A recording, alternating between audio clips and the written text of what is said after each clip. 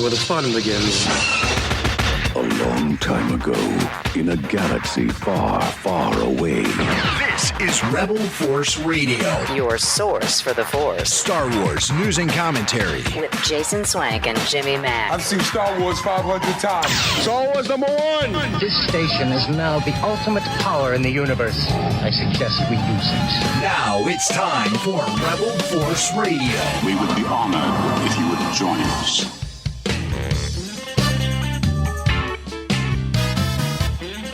Oh, man, what a week. San Diego Comic-Con and news coming out of that, especially if you are a collector of action figures, toys, things like that. And, of course, a lot of movie news. Not a lot of Star Wars. But I always feel kind of overwhelmed by all the stuff coming out of San Diego Comic-Con. And you couple that with these major losses that we had, especially for the Gen X out there. The loss of Ozzy Osbourne, and then we had Theo Huxtable, Malcolm Jamal Warner. I mean, we all grew up. It was like Theo was an older brother for all of us. And then, I mean, for me personally, as a unapologetic fan of professional wrestling, the loss of Hulk Hogan, there was just so much. But yeah, so 3 big losses. A couple of those we're going to be talking about on the program here. For sure, here on Rebel Force Radio. So great to be with all of you, and thanks for hanging out with us and making us part of your week, whether it be your commute or summertime. So maybe you're out mowing the grass. I hear from people that, and I do this too. I consume a lot of podcasts when I would mow the lawn. I don't mow the lawn anymore, by the way, because I have a 12-year-old son. So I've retired mowing. It's now up to him. But I have a long commute, so all my podcasts are consumed during my hour-plus commute to the day job and back home. But so I'm grateful for those, and it's cool to be on this side of the microphone and hopefully keeping you company on your commutes or wherever you listen and whenever you listen to Rebel Force Radio. But we have a great show coming up, as I said, a couple of tributes, as well as I mentioned, the San Diego Comic-Con. Really a huge milestone for San Diego Comic-Con. George Lucas's first appearance. I couldn't believe when I heard the hype around George's panel promoting the museum that this was his first trip to San Diego Comic-Con. I could have sworn, wasn't he back there in the 70s? Wasn't he back there in the 80s? No, first time ever. So we'll be talking about that. If there's time, we want to continue our discussion about the great documentary the ILM Light and Magic Season 2, some audio highlights from that. If we have time, Star Wars and pop culture, so much more. You came to the right place if you're in the mood for Star Wars talk this week. If you're new to the program and introductions may be in order, my name is Jason, and with me, as always, my good friend and yours from Chicago, Jimmy Mack. Hey, Jason. Hey, Star Wars fans. Yeah, there's not much going on with Star Wars lately, but there is a Bad Batch novel coming out next week. I just want to say it's something. I got it. It's upstairs. I got it on my nightstand. I won't. They sent you the hard copy. I got the hard. I did get the hard copy, Jim. I know you get the audio links, and I get the hard. I get copies. the audio books. We can they trade. Stopped sending me the hard copies, and I asked my friend over there, "Hey, what's up?" And she's like, "I'm on it. And there's nothing. We need to flip because I prefer the audio books, and I know you like to curl up with the at night with a good Star Wars book. I do. I have a little glass of tea with me, and I light some candles, and I just sort of curl up with a good book. But they sent me the audiobook this morning, so I started listening to it. And I don't know who's narrating it. It's a new narrator. Oh. And he's really, really good because he does all the voices. And I'm just at the very beginning of it, and it opens with a Clone Wars-esque type of introduction like Tom Kane used to do. Oh. That got you up to speed with what was going on. The narrator. And it doesn't waste time really explaining anything about the characters. It assumes you know who these characters are. And they're all based on Pabu at the beginning of the book. And Omega's there and everyone. And they're on a mission with Fee Genoa. who was played by Wanda Sykes on the show. And you should hear the way that this audio book narrator, he does this Wanda Sykes voice. It's hilarious. It's so good. I mean, he really just grabs these characters by the short hairs and runs with them like crazy.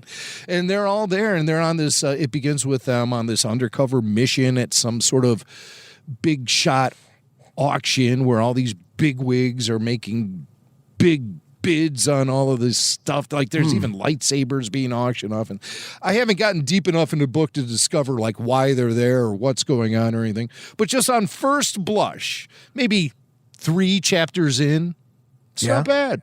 It's not bad. Okay, does it take place between seasons, or is it after the last season but before the epilogue at the end? Do you have an idea? Okay, that's a really good question. And I think this could be something that happens after they've settled in following the season 3 finale. They settle down on Pabu. Yeah. And Omega's with them and everything. And then we get that cut, several years later. It seemed like it was like 8 to 10 years later when Omega is then leaving Pabu. So I think this might be something that does take up this time frame, or it could be something that happens maybe between season 2 and season 3. I don't know. They're based on that island Pabu on that planet. Yeah, so that's all I really know. I'm not deep enough into it to know what's going on, really. But Boy, it's a shame. I think about, my gosh, they could have got, I don't know if he does this, if he does audiobooks, probably not, but D. Bradley Baker to go ahead and narrate the thing when he did so many of the characters. That would have been pretty cool, but yeah, I mean, but I don't know if they can answer his I don't think price D's tag, an audiobook guy. He could. What, he's like SpongeBob. He's all these major animated series and stuff. But SpongeBob, yeah, he does a lot of voices on SpongeBob. You're kidding me? No, you didn't know that. No, he does so many of the townspeople and the news guy and. Yeah. So, Dee's done a lot of SpongeBob For how long voices. has he been doing that? From the beginning, man. You're kidding me. No. Jeez, I had no idea. Yeah. He's a regular. Well, he's a great guy, too. Yeah, and a friend of ours. And, but I got to say, his voice talents are missed on this Bad Batch novel, Sanctuary, Star Wars Sanctuary, a Bad Batch novel. He's missed, but this new guy is pretty good. I'm not sure what his name is because according to the press release I have, it says read by Mark Thompson. But that was not Mark Thompson I was listening to. Oh, interesting. So it might have been like a last-minute change. It was still on the press release. But it just the press release I just got today. I mean, you figured they would have figured it out. Maybe he and this other guy switch off or something, but all I know is I heard one voice and it was not Mark Thompson. Mark Thompson, I've heard narrate over 100 Star Wars novels. So I highly doubt it's him. I know what his voice sounds like. So, but they said I can start sharing review coverage now. The book doesn't come out till next week.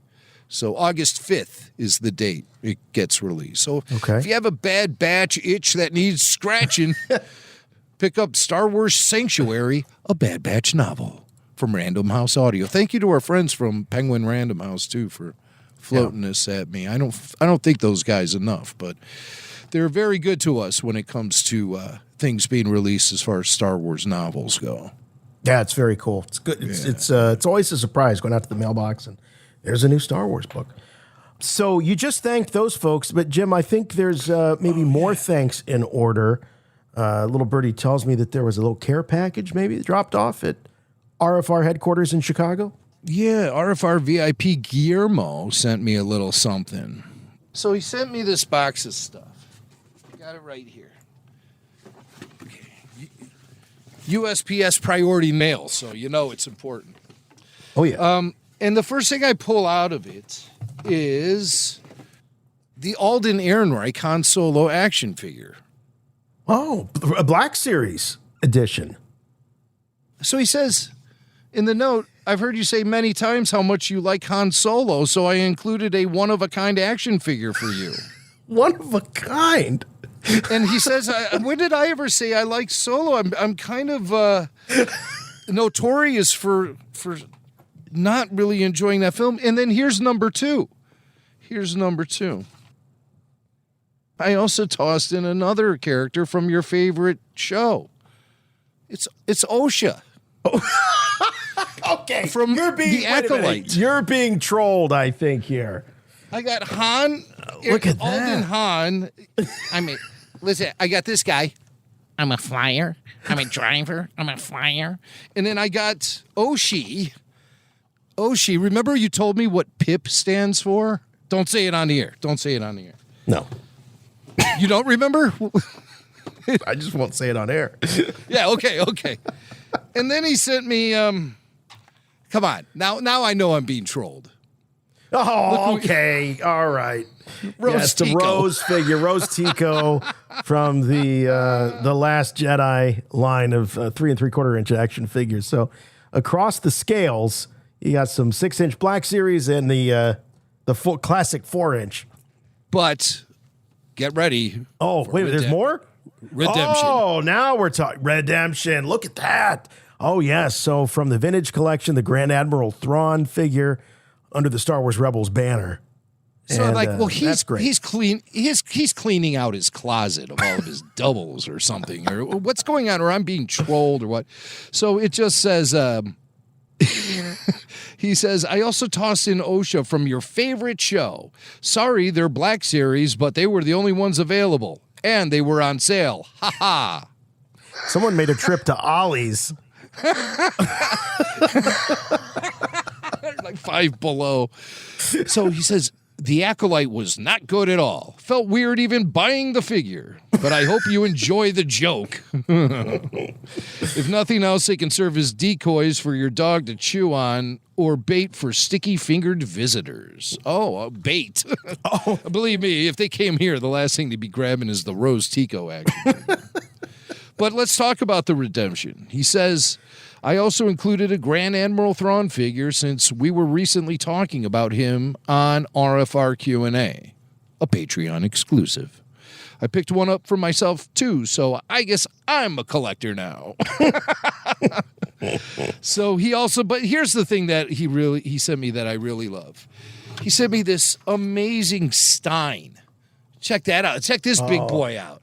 I'll put a bunch of beers in here. Oh, that's And really it nice. just So I don't know the reference. So Fairchild AFB, we've got a bald eagle. So it's like a teal blue Stein and what it looks like to be an illustration of a bald eagle. And this is Fairchild AFB. Not Star Wars related, but I also sent you a coffee mug from Fairchild Air Force Base, the base I worked at before retiring from the Air Force. And inside the mug, he put in a couple of patches. One was an MX patch, which stands for maintenance, and the second was another patch. It was a Star Wars patch, but I left those upstairs because I had to wash the mug, the Stein, and so I took the patches out. I forgot to bring them down. Wow, from the Air Force Base. That's really cool. So we got a veteran there, Guillermo. Guillermo's an RFR VIP. And I really appreciate all of our VIPs and all of our Patreon supporters. So if you'd like to be one, check out Rebel Force Radio on Patreon, patreon.com/Rebel Force Radio, where you can get bonus podcasts, full show video, early bird, ad-free shows, and more. And this week we have 2 RFR Q&As, number 256, Swinging with Sansweet.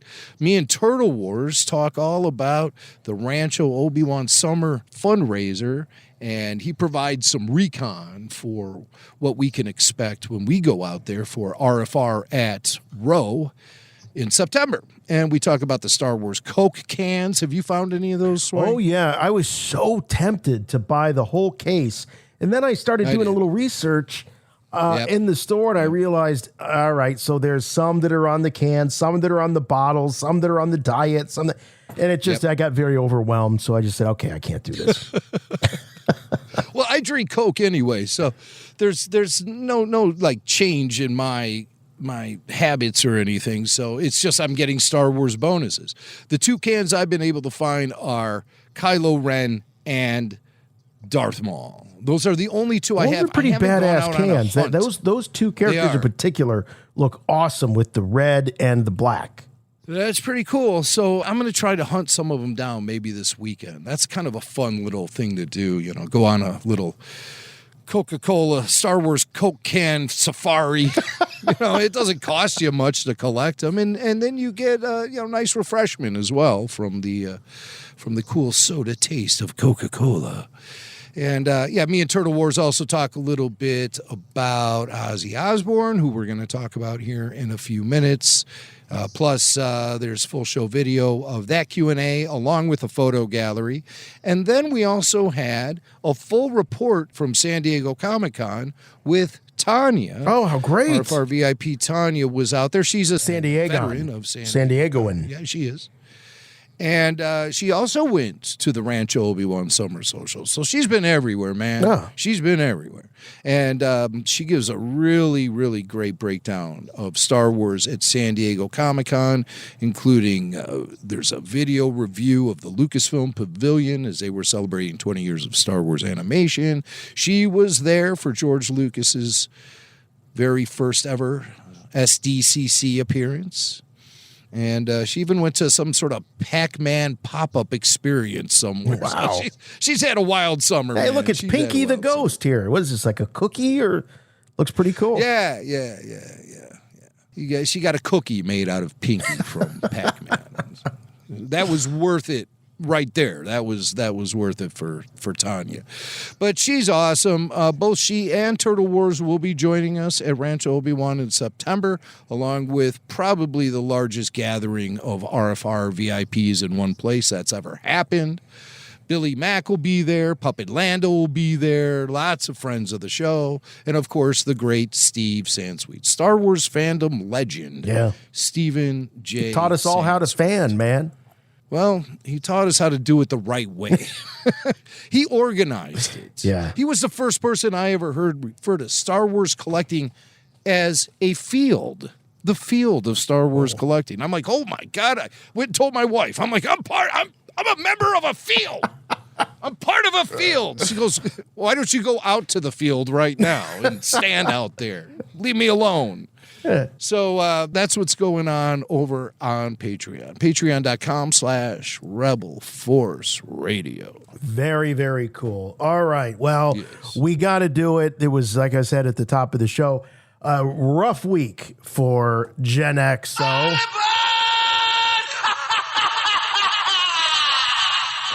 right. R.I.P. The Prince of Darkness, Ozzy Osbourne. And you're saying to yourself, wait a minute, why are they talking about Ozzy Osbourne on a Star Wars podcast? Mm-hmm. Well, Jimmy Mac's going to fill us in. So this is a thing we do. Whenever a celebrity passes away, whether he had anything to do with Star Wars or not, we always look for some kind of connection between the celebrity who has passed and the wars. No matter how wafer thin that connection may be, it's good enough for us here on Rebel Force Radio. So for both Hulk Hogan and Ozzy Osbourne, we did some research and we found connections to Star Wars. However tentative they may be, we found them. The first one we'll start with is the late, great Ozzy Osbourne, who was just laid to rest this week. Ozzy was at Skywalker Ranch back in 1999 for the Episode 1 premiere event that happened at the ranch. And it was a big whoop-de-doo for MTV. Yes, and they I remember that. Made a big special about that and stuff. And I have that tucked away here in my archives. I recorded that and burned it to DVD a few years later. I got a recordable DVD player, I would say, I think it was around 2002, 2003. I think we lived parallel so lives. Was it one of those deck-to-deck jobs where you put the VHS on one side and the DVD on the other side? No, it was just a single component. Oh, okay. That was hooked up to my entertainment system. Oh, I got you. Okay. Yes. So I have this entire Episode 1 premiere special that was on MTV. And yeah, like I said, Ozzy was there, and MTV reporter Chris Conley tracked him down and talked to him about The Phantom Menace. And Ozzy, kind of predictably, was confused. All right, here it is. Ozzy, 16 years since the last Star Wars movie. Where does the time go? Well, I saw my son just went out and bought some of the new spaceships and all that. And what's confusing me, that this is supposed to be the first one that happened before the last lot. Right. Yet the spaceships seem to me to look more modern now than it's kind of confusing. You know, this clip is so classic Ozzy. Oh, yeah. They saw this and they're like, you know, we need to do a reality show with this dude. Yeah. But I just love how real he is there. And he, like, instead of, you know, doing the typical celebrity thing, oh, it was great, man. I loved it. It was such a great film. He's like, I'm actually a little confused. Yeah. Well, you know, it's because he says, you know, Jack Osbourne bought a bunch of Phantom Menace toys. And so Ozzy was checking them out. Right. I don't see any TIE fighters, X-Wings. And they're like, but Dad, this is before the original film. Says, hey, everything looks so modern, you know, because it's a sleeker design. Right. A lot of those starships have in the Phantom Menace. And, you know, it's always been a topic of conversation that George wanted to go with a more Art Deco look for what was happening back then. He looked at it as like you know how cars of the 50s had fins and they had all this design on it and stuff. That's sort of what I think he was thinking. But Ozzy saw it and didn't quite understand the Art Deco nature. He just saw sleeker, more modern. How could this be? So he found it a little bit confusing. I seem to recall Shaq O'Neal having a similar take on Phantom Menace. I liked it, but I was kind of confused, and then I went back and did my research. If you know about the original Star Wars, they do say episode 4, 5, and 6. And I didn't know that at first, so I thought it was kind of crazy. It's kind of confusing. I actually think it makes, you know, Ozzy is kind of confused, but it's an astute observation. He's paying attention. It is. He's paying attention. He's keeping it real. And I think he was in good company. I think other fans sort of felt similar. Right. So R.I.P. Ozzy Osbourne. He was certainly a very important. Me and Jason were talking off the air after the last Black Sabbath concert that went down in Birmingham at the beginning of July, and just both kind of marveling over the presence Ozzy had and how well his voice sounded in those clips, and just how he had grown from being this devil, Satan, you know, the all of the churches, all the schools, all the moms, all the parents, everyone was fearful of Ozzy, and he just grew into this absolutely beloved individual who made a massive impact on so many people's lives. Yes. Yeah, I grew up in one of those households, you know, where, you know, there was the TV preachers on, you know, talking about I was terrified of Ozzy Osbourne as a kid. I was a little too young to really get the music when Sabbath and early Ozzy was coming out. So, but I remember my brother had the posters and it was very, you know, devilish and all of that. So I totally was freaked out by Ozzy Osbourne. But obviously, as the Osbournes came out, I realized there was so much more to this guy. And then seeing clips of him, how great he was with kids, and he was just so authentic and so real. And I can see why people loved him. So R.I.P. Ozzy. I was looking for some other stuff. I'm like, there must be a clip from the Osbournes where they're talking about Star Wars because, like I said, that was 2002. That was right in the middle of the entire prequel trilogy hype machine. So there may be something in those old episodes of the Osbournes, just nobody's dug through them yet and found the clip and posted it online. But R.I.P. Ozzy Osbourne. So as you said, Jason, you know, the Gen Xers, we took a big hit with the loss of Ozzy and the Hulkster, Hulk Hogan. Yeah. God, I loved Hulk Hogan so much. And the first time I ever saw him was in Rocky III. That was really my first exposure to him, where he played Thunder Lives. And the BBC cable channel was playing that yesterday. And I had it on all day. I watched the whole thing and really paid close attention to the Hulk in that thing. And he is incredible. They say he's 7 feet tall in the Rocky film. He was about 6'7", so they're off about 5 inches. But he sure seemed like like he was that big, especially standing in front of Sly. And then, of course, I really became very aware of him in the mid-'80s when he was doing the stuff with Cyndi Lauper and Mr. The rock and wrestling connection, man. Yeah, that was in the launch of WrestleMania. Yes. And then by WrestleMania 3, I was really 100% Pontiac Silverdome. Yeah. Andre the Giant, the unstoppable, what are they? The unmovable force versus the unstoppable Gorilla machine, Monsoon. whatever that was. Gorilla Monsoon, yeah. Gorilla, yeah. Gorilla. The immovable force meets the something object. It's eluding me at the moment, but I know what you're talking about. Yeah, the immovable object versus the irresistible force. Irresistible force. Yeah. It was incredible. I was there, I was watching it on pay-per-view. I started seeing wrestling live just about every month for a couple of years at the Richfield Coliseum, just about 30 miles south of Cleveland. And I saw the first 2 Survivor Series. I saw Saturday night's main event. And anytime the Hulk was on the bill, it was just incredible. In fact, my mother was such a fan of Hulk Hogan.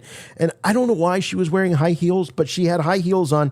And she was standing on the seat at Richfield Coliseum, jumping up and down and poked little holes where her high heels went. Because when Hogan came out, Jim, I still to this day, I've never heard the sound that the crowd made when that guy came through. Yeah. And for a lot of us, you got a few years on me. But for me in that time, these were like living superheroes. They dressed like superheroes. The colors, the costumes, from Hogan to Macho Man Randy Savage, it was like this superheroes come to life that you could go see and battle the good guys or battle the bad guys. It was just an incredible era for wrestling back in the 80s, obviously legendary. But Hulk Hogan was always exciting when he came to town. The greatest of all time. Yeah. So what is the connection between the Hulkster and Star Wars? Well, I know that George Lucas does not have those 29-inch 24-inch pythons, yeah. 24-inch. I gave the Hulk that 5 extra inches, just like Rocky III did when they said he was 7 feet tall, when he's really 6'7". So, okay, the connection between Hulk, this is razor thin again, but it still exists. This definitely does count as a connection between Hulk Hogan and Star Wars. Robot Chicken. There it is. Chicken. That's the glue. There's an episode where George Bush went to see the doctor, and the doctor told him, this is W, by the way. Okay, this is W. Bush Jr. And so George W. Bush goes to see the doctor. Doctor tells him his midi-chlorian count's a little high. And so George Bush says, well, does that mean I'm a Jedi? And so he takes off, and he goes to the Lincoln Memorial, and he starts carving into the side of the Abraham Lincoln statue with a lightsaber, like W was here. Huh. And then all of a sudden, the Lincoln Memorial statue opens up, and inside it is Abraham Lincoln. And he then approaches George W. Bush, and they have a lightsaber duel. Whoa. And Abraham Lincoln is voiced by Hulk Hogan. Oh my God. This is a blink and you miss it moment. All right. But you'll definitely hear the Hulkster from beginning to end here as the voice of Abraham Lincoln confronting George W. Bush in a lightsaber duel. Who dares disturb my slumber? Who dares question my daring of his dare? Jerk. It is I who freed the slaves. I who united them. Boring. Let's fight.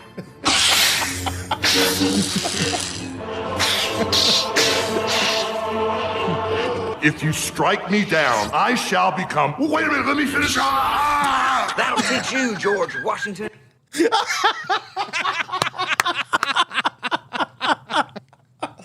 Oh, Robot Chicken. I can only imagine the writer's room. You got, Seth Green in there and the whole Robot Chicken crew thinking, okay, we're going to have Abraham Lincoln. Now, who do we get to voice Abraham Lincoln? Yeah. Who could it be? Who would be convincing?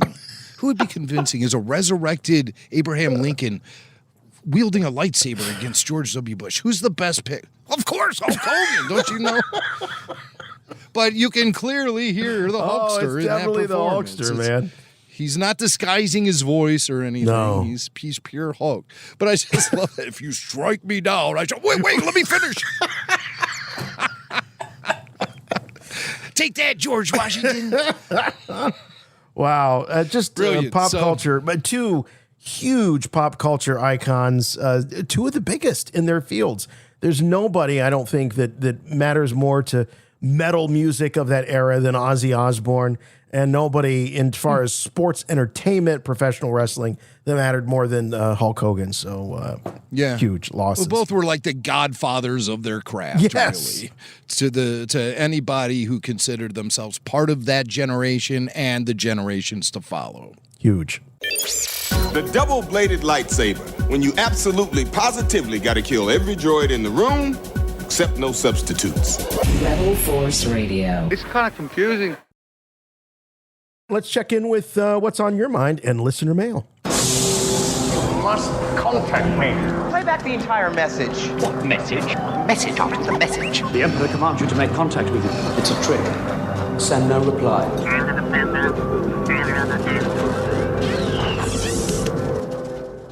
Hey guys, Chut.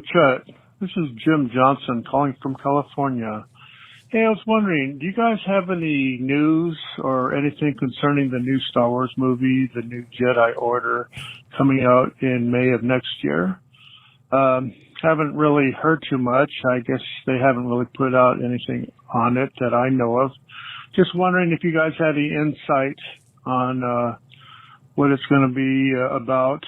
Will it be continuing on with the story of Rey and Finn and the rest of the gang? Anyway, just appreciate anything you guys could add to it. Thank you for your podcast. I really enjoy Rebel Force Radio, and you guys are awesome. May the Force be with you.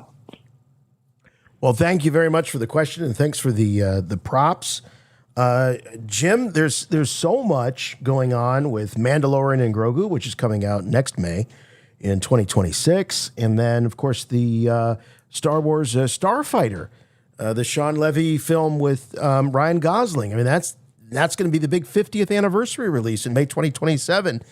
But we've got this dubbed New Jedi Order, the continuing adventures of Rey Skywalker, the Charmin Obaid-Chinoy film. The trail's gone cold, and you often use this expression when it comes to these Star Wars films. Is there a heartbeat? Is there a pulse? And what's your take on where this is currently in the pipeline of future Star Wars releases? This New Jedi Order film. Okay. Well, there's all kind of stuff swirling around with this film, and has been since it got announced back in April 2023 at Star Wars Celebration London. Mm-hmm. But there's been a lot of hiccups throughout the way. They've had to hire 3 different writers. First was Damon Lindelof, then was Stephen Knight, and now is a screenwriter named George Nolfi. So they've gone through that, and they still have the same director attached, Charmin Obaid-Chinoy, and of course they still have Daisy Ridley attached. But we have heard conflicting reports about the Rey movie. And the conflicting reports often come from the same so-called internet movie scoopers. You know? Oh, yeah. They'll say one thing one week, and then 2 weeks later they'll say the exact opposite. So it's been hard to really gauge. Most recently, we heard that the film was being sort of put on the shelf for a while. But the latest rumors that have started floating around this week from the same old people who are, so-called scoopers, they're reporting that it will begin filming at some point in 2026. Take that with as many grains of salt that you'd like. But that's what we are hearing according to the latest rumors. However, there are other things in its way, I believe, because we know that Starfighter, the film coming from Sean Levy, will go in front of cameras in just a matter of months, maybe as soon as the end of August or sometime in September. Yeah. But we know it's going in front of cameras because it has to land that 2027 release date. No release date's been attached to the Rey movie. Right. Now, here's the big one that's standing in the way. It's a trilogy of films, supposedly episode 10, 11, and 12, and it's being developed by Simon Kinberg. And we believe that pre-production is chugging right along. So I'm predicting that will actually be the next film. Or maybe not. You know, here's the other thing. And we'll get to it in news. But there's a lot of reasons to believe that the Taika Waititi film has legitimate heartbeat. Really? Now, see, that was the one that was the furthest on my radar. I thought that was just, more of this flavor of the week. We want to get Taika's name attached to this brand, so we're going to toss his name out there. I'm shocked, and I'm excited to hear what we have coming up in news, because it's definitely news to me. Jim, going back just as far as or as recent as June 20th, Daisy Ridley apparently told Screen Rant that the delays for the film, she called them good news, because they want to get the film right. The wait will be worth it. And so she's still out there talking about this stuff. And then back in May, John Boyega was on that. We covered this on the Happy, Sad, Confused podcast, expressing a lot of support for Daisy's return as Rey. And then that caused us to speculate, okay, now they got Boyega talking about it. Does that mean he's going to be coming back? But what's interesting is, with Kinberg doing a trilogy, and he's doing a trilogy. We don't know if it's 10, 11, and 12. We're assuming it's 10, 11, and 12, because why else do a trilogy? Or if it's not 10, 11, and 12. And if it's 10, 11, and 12, then chronologically it has to happen after the events of 7, 8, and 9, which would continue, depending on how far they jump. Well, if they jump 100 and 200 years into the future for 10, 11, and 12, which makes no sense at all, then we wouldn't be dealing with the sequel trilogy cast, including Daisy as Rey. So we just have to logically assume if it's a trilogy, it's likely 10, 11, and 12. It's likely going to involve Rey. So why would they have two different Rey-focused projects going on at the same time? It doesn't make any sense at all. It makes zero sense. Zero sense. So what I think this appears to be is that the studio is pitting all these creatives against each other and giving them similar assignments to see who can cross the finish line first. Oh, okay. So it's a bit of a race. That's what I think. It is. It's a little bit of a race. But also, we're not factoring in all of this. What if The Mandalorian and Grogu makes huge box office? Then they're going to put a sequel to that in the mix right away, dude. Right away. You're right. We talked about this a couple of weeks ago. We didn't bring it up to Brendan last week. We didn't want to push him too much. But the rumors the week prior were that they've already conceded and accepted that this Mandalorian and Grogu could be a trilogy. Yeah, for sure. But it all depends on the success of the film coming next May. How is the box office going to respond? I bet it'll be pretty favorable. I think it's going to be good. Superman just crossed $500 million, by the way, earlier this week. 500 mil for Superman. So the audience is still there. They're still willing to go if the product is good. Of course, the Fantastic Four has been doing incredible box office. So yeah, that one I haven't seen yet. I wanted to see it, but still that's trailing Suits, I could wait on that. But it's doing all right. It is trailing Suits. Because I'm Team Superman. I'm a DC kind of guy.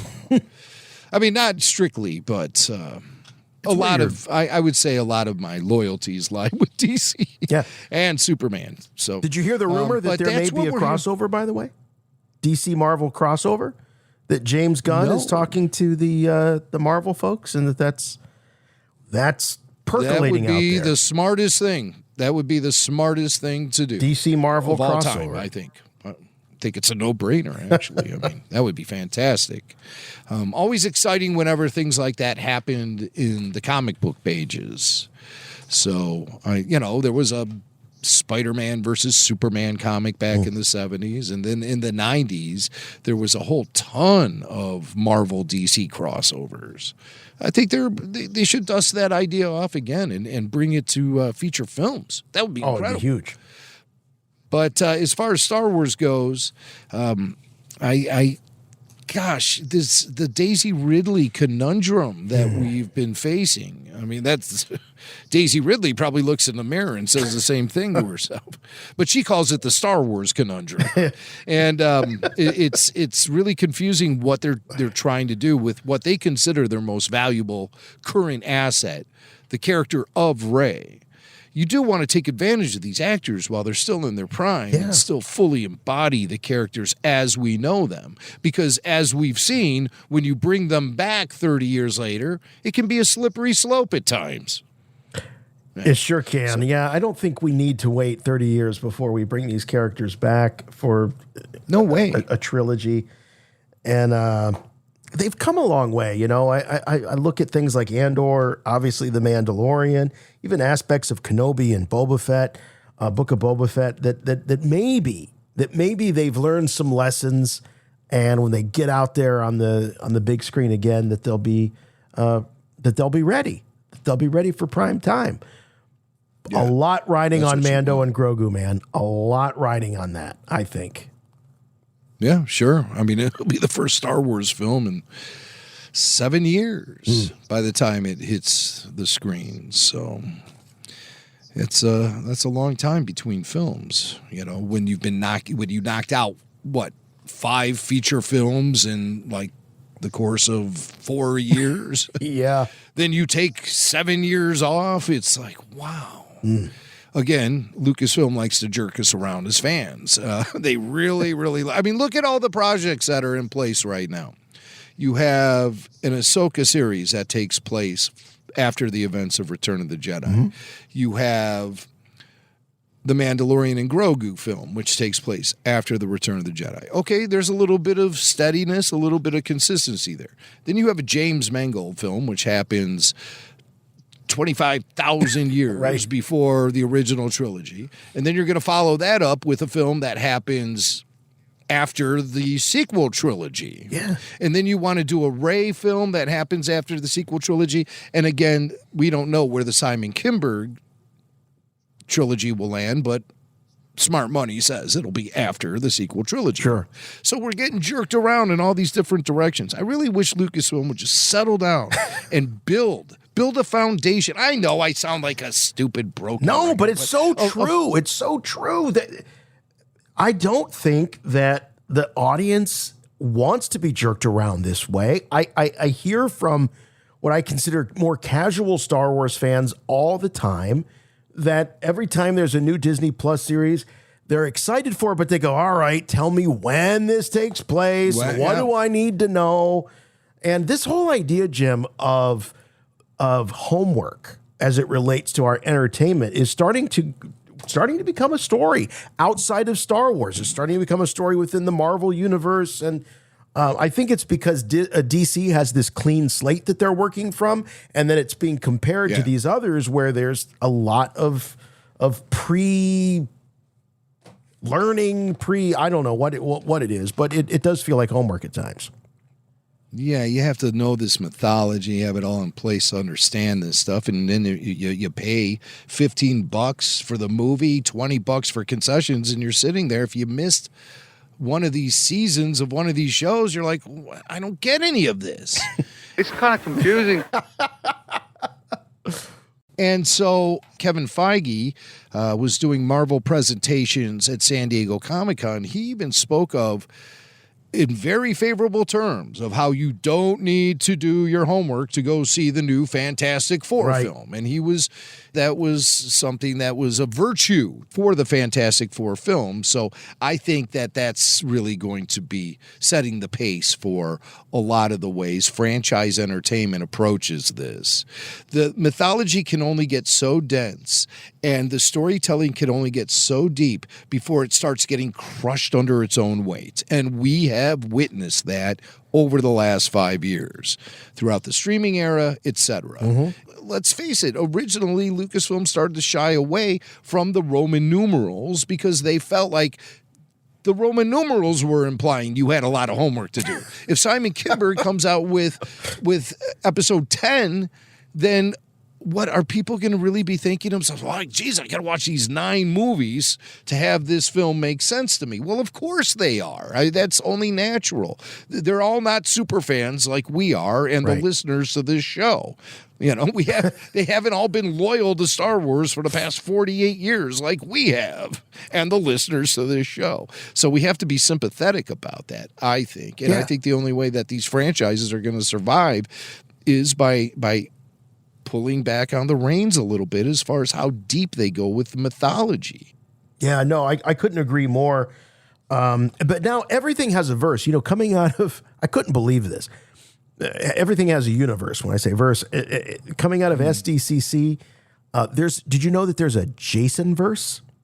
Jason, like from the Friday the 13th. They literally call it the Jason verse. And there's there's a new Crystal Lake series that's coming on. There's I think a reboot of the films coming on. So the franchise entertainment is so pervasive, and it is great to some degree, because if you're a fan of a particular franchise, it's salad days, you know, for you. But there's also a big cost to it, which is at what point do you decide to nuke and pave this stuff and start fresh? I don't want that to happen to Star Wars. I've never wanted that to happen to Star Wars. And, you know, this goes back my whole history as a Star Wars podcaster. I've had these warnings about the expanded universe and the lore getting too heavy and too much story too soon and just for the sake of telling story. And we've already seen it nuked and paved once. Are we going to have to see it nuked and paved again? I don't think we want that. I don't think we ever want to see those performances by Mark Hamill and Alec Guinness replaced with remakes or anything like that. I think we have to find a way to celebrate and build on to, but also preserve those original films. Very true. Very well stated. And I couldn't agree with you more. So that's what's going on with the future of Star Wars films. No, it's a great. Thank you for the voicemail. That was a good question. Yeah. We haven't talked about that in a while. You know, I mean, it is good just kind of refresh ourselves, remind ourselves what could be in the hopper, what's actually in pre-production, what's actually going to happen as far as we can tell, you know, beyond the Kathleen Kennedy announcements, which sometimes lead to dead ends. It's more fun to just track this stuff after it's been announced, then decide whether or not it truly has a heartbeat. I'm done. I am done reacting to Kathleen Kennedy, Star Wars Celebration, or any convention announcements she ever makes for the rest of her life. She's always talking out of the corner of her mouth. And, you know, God bless her. I think she's a great producer. I know she's going to stick around and continue to work on Star Wars films after she steps down as head of Lucasfilm, which should be coming up at some time within the next year or so. I remember August being a month that was August thrown out. was the day. So maybe something for us to be looking for. Some shows will be queuing up the Ding Dong, the Witch is Dead soundtrack music, but we won't do that here at RFR, because I tell you what, I do revere her as far as what she's done in her career as a producer, as a studio head, and the person who runs Star Wars from top to bottom. I don't think that was a good mix at all. However, put her in charge of some Star Wars films. Why not? And let's see what she can really do. Maybe unburdened by all of the executive duty she has as head of Lucasfilm. If she really gets down and dirty with filmmaking again as a producer, I think she's nothing but an asset to Lucasfilm moving forward as far as that's concerned. But as studio head, no way, Jose. I've had enough. We all have. Yeah. The Kathleen Kennedy fatigue is thick at this point. But still do respect her as a human being and as a film producer and as one of the top females in Hollywood. You can't discount that, because she she must have a big set of balls to deal with the type of crap she's had to deal with throughout her career. So I do respect that a great deal. But I'm ready for her to step down from the top of the mountain as far as Star Wars is concerned. It's time. Do you want to do another voicemail, or do you want to just move on? No, I think we should get into George Let's at do San George. Diego, because there might be some things to talk about as far as All right, well, let's get into the news. I have good news for you, my lord. That's good news. Come closer, I have good news. All right, well, George, after all these years, 50 years plus in the public eye, but 50 years really as someone who would be a natural to appear at San Diego Comic-Con, George Lucas finally made his first appearance. Now, Jim, we know that SDCC has played a role in the history of Star Wars. It was some of the very first publicity for the original film was done at SDCC. Mark Hamill showed up, I believe, in I would guess 77 or maybe 76. I don't know exactly when, but doing some sort of Star Wars thing. We talked to James Lippincott, the legendary promoter. Charlie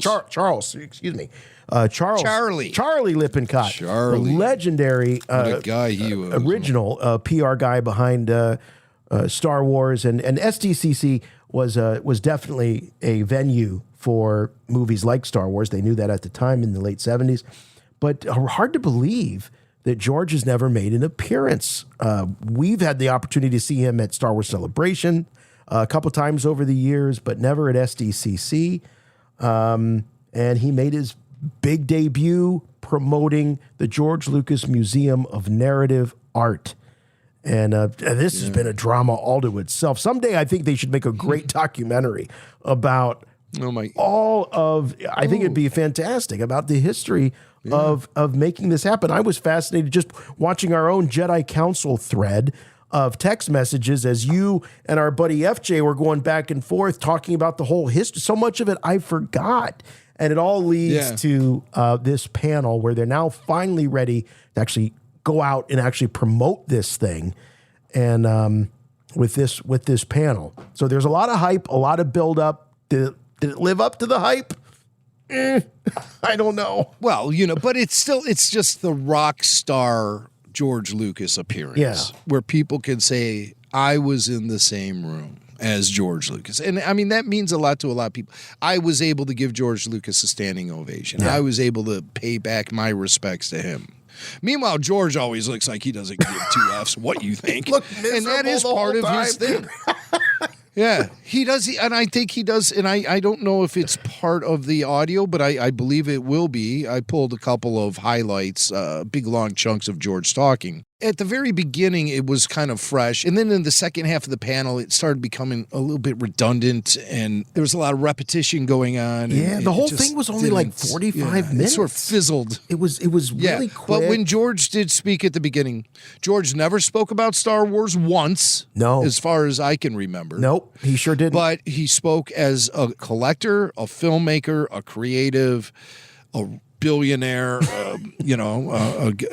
just this philanthropist, a human being in as a position. Well. Yeah, a guy who's in a position to open a museum, and it's really the first time I've heard him go really in depth about the museum. Like hear him, not read words on a page or anything like that, but actually to see him on a stage talking about his collection, how he got into collecting, and his purpose for collecting. Really, he has a purpose for it all. Yeah. And he had all this, he's got like 40,000 pieces, and he's got to put it somewhere. My joke about the museum's always been this: how did the idea for the museum happen? Well, it's very simple. George is just like any of us other, married schmucks. Okay? We find the love of our lives. They're impressed with us and everything that surrounds us. But as soon as we get married, they make us sell all of our fun stuff. They do, and so you got to move. You can't have that. Like you have that St. Pauli girl neon light up on the wall, right? Like Michael Scott did in The Office when he was cohabitating with Jan. Yes. And she made him take that off the wall and put it in the garage. And that's what they do. You either have to sell all of your stuff or you have to put it in the garage or the basement. Well, George did sell his stuff. He sold Star Wars. He sold Lucasfilm. His pride and joy, his life's work. He sold it to Disney. And then he has all this other junk. So instead of the basement or the garage, though, George decided to build a museum. Yeah. So that's how this happened, ladies and George gentlemen. talks in the panel about the fact that when it comes to his art, he doesn't want to sell it. He doesn't buy art. Oh, yes. We'll get to that. We'll get to that. Okay. All right. I do have a highlight of that. So, before we start evaluating what George said, before we actually hear what he said, let's just hear that first clip where George is talking about how he got into collecting art and how he approaches collecting. I've been collecting art since I was in college, and back when I was in college, which is sort of near the Stone Age, the idea is that I couldn't really afford real art. I love all art, no matter what it is. But I could afford comic art because in those days it was underground, and it was you sort of had to know people to find out whether there was a sort of a auction that was sent out on a mimeograph sheet and had some prices and names of art. And so I've been sort of collecting narrative art ever since then, because I could then, in college, I could get an alley-oop for $30. And because the comics were expensive, but the original art wasn't that expensive because it was harder to come by. All right. So, and we have. You think, though, he says it's harder to come by, so it wasn't that expensive. Wouldn't you think it would be more expensive if it's harder to come by? Maybe. He was just in that era where it wasn't valued. Right. So he was able to snag a lot of this legitimate original comic book art for pennies, probably, compared to what you could get for it now. I can relate to this because when I was in college, the internet was a thing, but it wasn't as big of a thing. And certainly there wasn't like a lot of toy trading or toy buying. And I used to go and buy this print magazine called Toy Trader. It was like a newspaper, and you would see ads. People would say, "Well, I have Star Wars toys. I have Star Trek toys." And at that time, it was like what George was saying. It was more underground, and things were cheaper if you knew where to go. Now, with how you've got eBay, you've got whatnot, you've got all these marketplaces for this stuff, that has, in some ways, in a lot of ways, increased the value of it because now it's a thing more than it was. So it was more underground. So I kind of get what he's saying. It was harder to come by, but when you did find it, it wasn't as expensive as it is now. I know a few real diehard comic fans that get really into the original artwork or having sketches done and things like that. So it's very, very pricey, or can be very pricey. And Jim, we've known or heard rumors about this collection that George was a big comic book fan, and he had this incredible collection of comic books and comic artwork and stuff like that. But I don't feel like we've ever really heard George himself talking about it. Just people that have allegedly seen it. That's true. Yeah, that's really true. Now, I'll tell you this.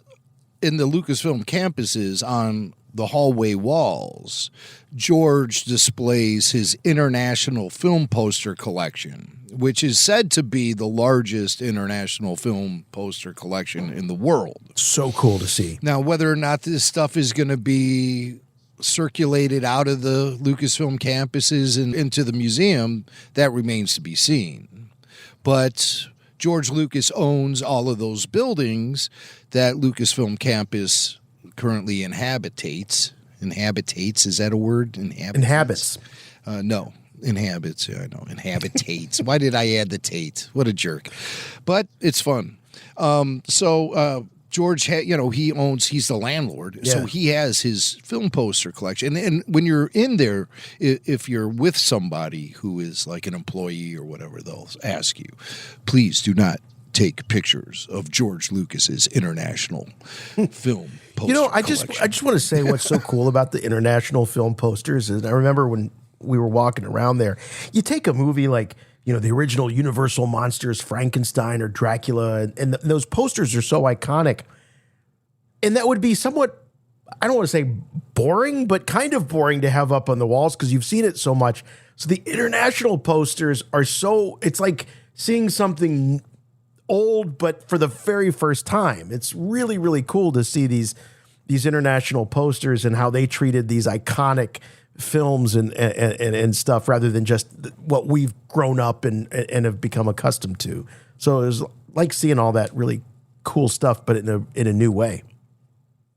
You have to be a George Lucas to get to that point in life where you're like, I'm so tired of all these domestic film posters I've collected. What? Ooh, international film post, an auction. Oh. So, that's how it all starts. As a matter of fact, I have a guy in the neighborhood here who's approached me a few times, and he said to me, hey, I have a niece who is employed by George Lucas, and her job is to hunt down art auctions wherever they may be happening in the world. And George will have her bid on his behalf for these items, and that's how he acquires a lot of stuff. So she tracks down these auctions, sends him the catalog. He circles what he wants, like a kid going through the Sears catalog for Christmas, circling, the Christmas wish book. And then he tells her, only go this high, and she goes to these auctions and bids for him. So she's a buyer, kind of like George. Kind of like when Elaine went to the auction for Jay Peterman to bid on the JFK golf club. Right. Yeah, she's like that. I'd love to meet this person. And she has told my neighbor that George has several warehouses filled with artwork. Wow. And thus the need for a museum. He doesn't believe that he should hoard that stuff and just keep it all for himself. He wants to put it out there. Really, really embracing that philanthropist's second life of his, which nobody saw coming. The people I know who worked with George at Lucasfilm, they get, back when he got married and started giving money to schools and educational foundations and things like that, the people who I know who worked with George on a business sense, they would say things to me. They were shocked that he was doing that. Nobody ever thought George would be like that. So generous and charity driven, because he was never like that when he was a filmmaker, they say. But of course, George was funding all of his own projects. And had to clutch every penny he had in his grasp just to realize his visions and to develop the technology and all that stuff. So maybe George, he didn't have time to be charitable when he was a filmmaker, but now he does. Now he can. Yeah. Well, now he can. That's a better way of putting it. Now he can. Yes, and we all get to that point where we have enough birthdays. We're just trying to get into heaven, and people start to go, maybe I should be a little more charitable. But I think that it's about the time, and you're right. But George has always been a fiscally conservative guy. He watched the budgets of those films that he made, and watched the budgets of companies like ILM and Skywalker Sound and all of that. So I get it. I get it. Let's face it. I don't think he gets the credit that he deserves for being a good businessman. He's a very good businessman. Because he's so reluctant about it all. Well, sure. Oh, God. No, not another meeting with bankers. Do I have to? And Melody's like, George, sometimes we have to do adulting things. We have to adult. I bet he's like that. Behind closed doors. How miserable. Like George really letting his hair down. throwing a temper tantrum on the kitchen floor because he has to go to a meeting with bankers. Yeah. Maybe not. Maybe I'm humanizing him too much. Hello. What have we here? Rebel Force Radio. I'm Lando Calrissian. Glad to make your acquaintance. Your source for the Force. You've come to the right place. I can tell that you've done this before. We have one more clip from this great panel at San Diego Comic-Con. I want to thank the crew at Young Indie Chronicles.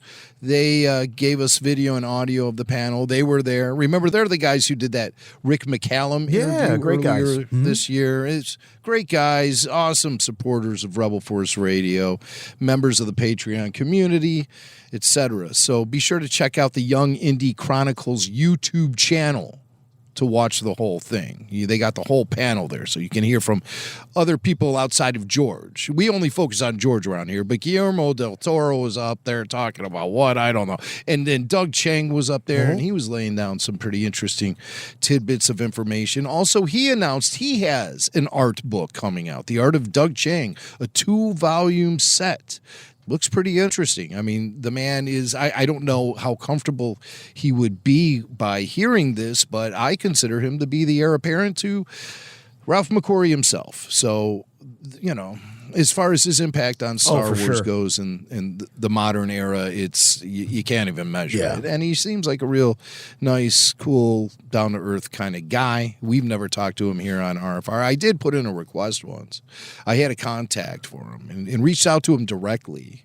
And he very politely declined the invite to come on RFR. He just didn't feel comfortable doing interviews at that time. Well, maybe with this book coming out, maybe we can make something happen. Hey, Swank, you got the brainwaves on fire right now. That's good stuff. So we have this clip. This is where George really talks about what collecting art means to him and how art tells a story and how art should be.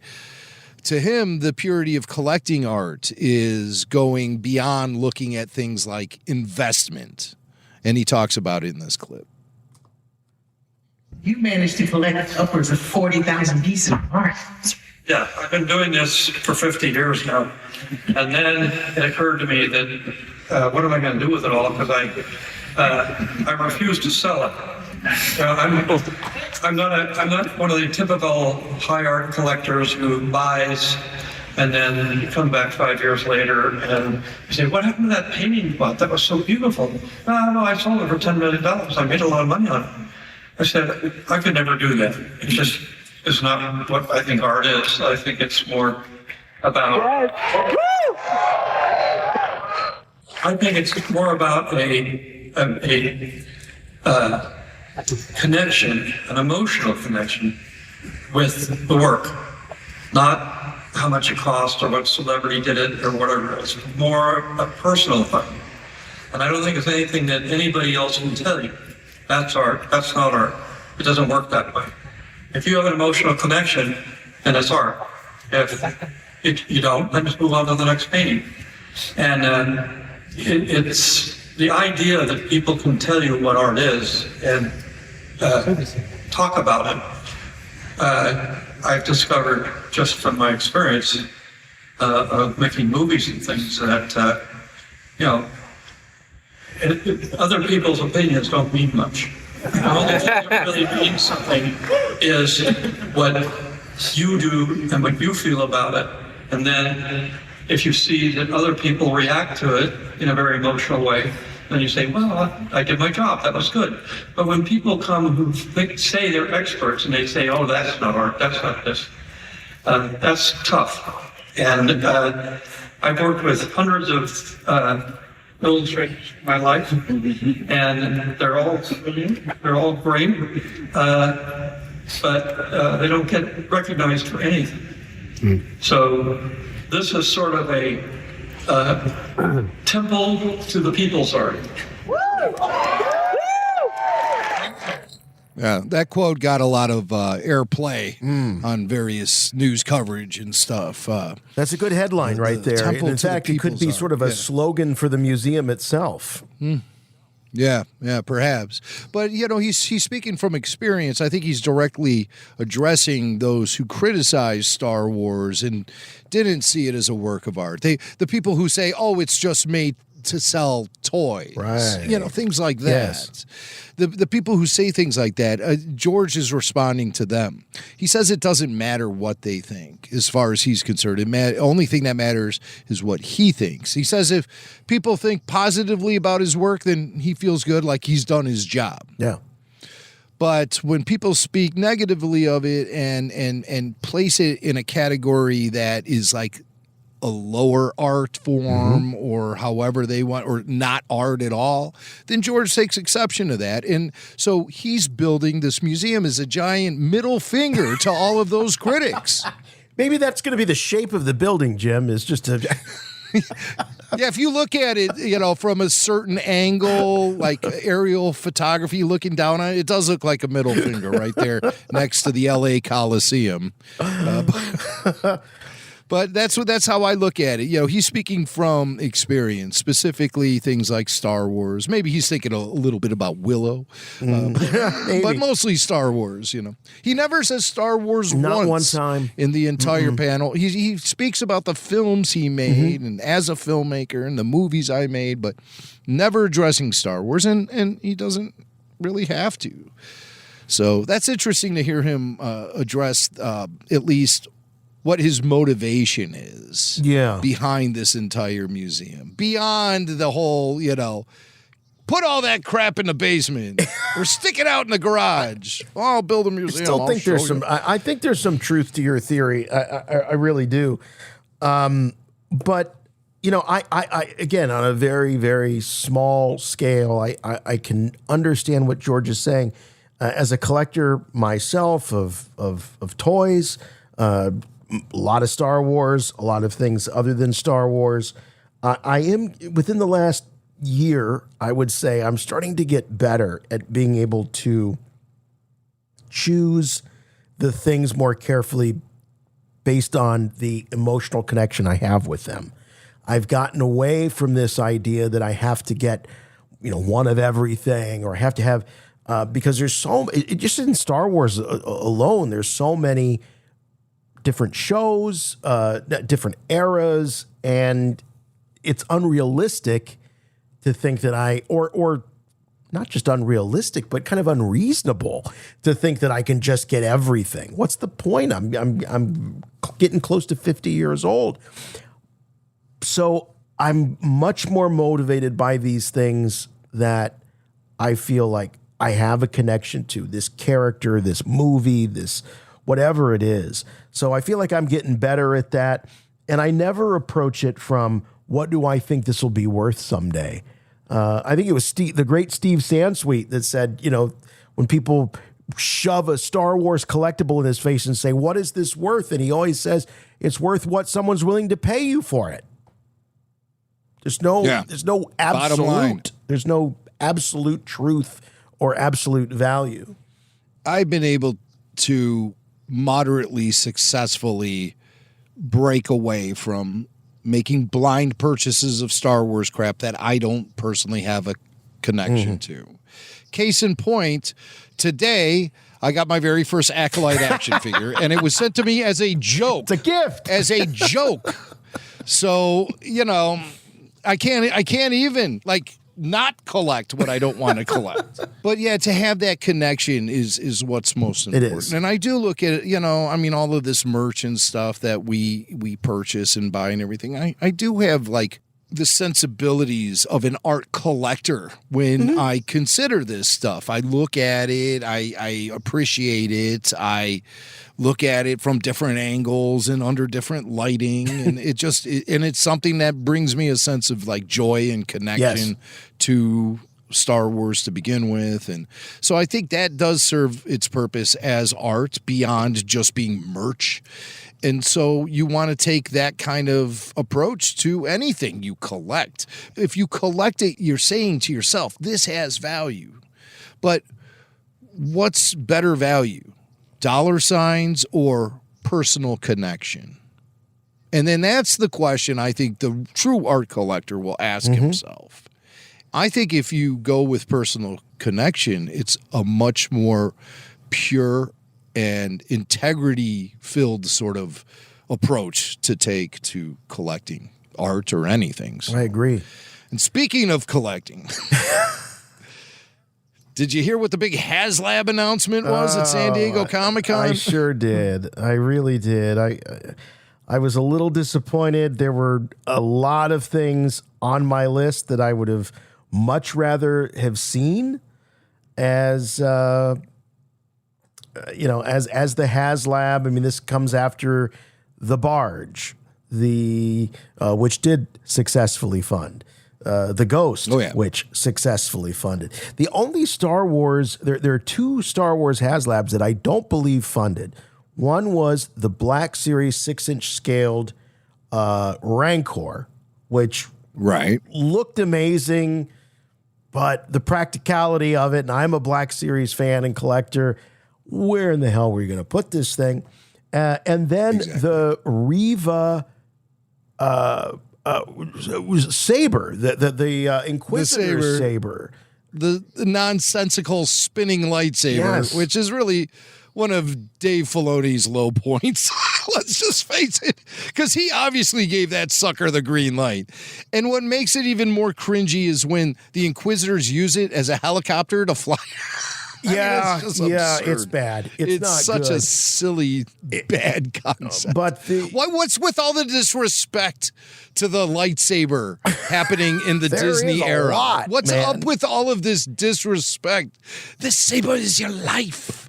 A more elegant weapon from a more civilized age. But then in the hands of Disney Star Wars, it's spinning around, flying Inquisitors around. And you can stab someone multiple times with it right through the whole. You can slice right through their spine and pull that saber out of there. And then those people, they're back in action next episode. So what's going on? Boy. But here we are, the Hasbro. I've always called this thing the Republic Gunship. Yes.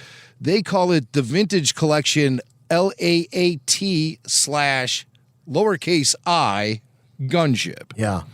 So this here's what I'll say about this ship.